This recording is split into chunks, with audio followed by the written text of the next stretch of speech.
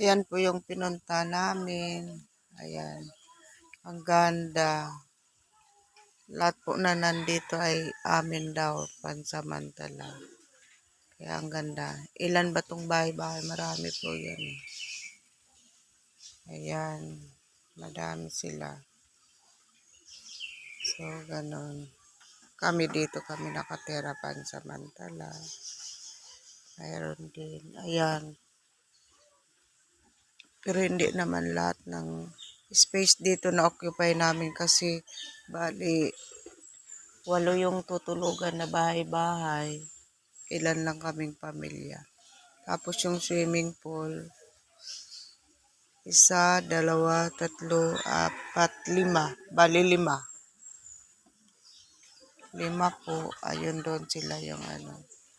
So napaka-simple lang pero tsaka mura po. Spacious. Ayan. Ang ganda-ganda talaga. Kaso lang ang lamig. Di pa kami makaligo. Malamig eh.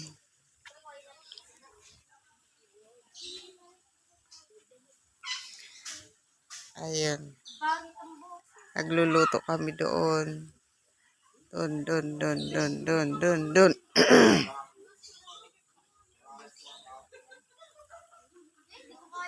Sabi ng anak ko, magpo-propose siya. Tapos wala siya dito. Sa ibang lugar pala. Akala ko, dito siya magpo-propose. Sinabihan pa naman kami. Tapos ngayon, andun pala sa ibang lugar. Na-surprise kami. Sabi niya, wag sasabihin sa iba kasi surprise daw. Kami pala yung na-surprise kasi wala siya dito ngayon. Maga silang lumabas. Wala dito. Sabi ko pa naman, wag ubusin yung percentage para makapag-video ngayon. Wala. Kaya ito na lang yung binidyo ko. Ayan, may nagsiswimming. Ang ganda ng tubig. Flowing lang po siya. Wala siyang chlorine. Kaso lang malamig pa. Mamaya siguro tanghali makakaligo na kami. 1, 2, 3, 4, 5. Malilit lang sila. Kaso lang maganda naman. So hanggang dito na lang. Thank you.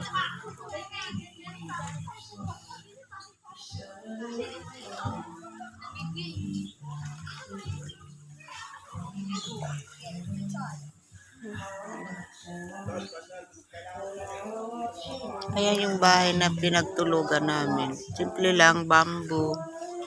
Pero may banyo. Kada may banyo siya.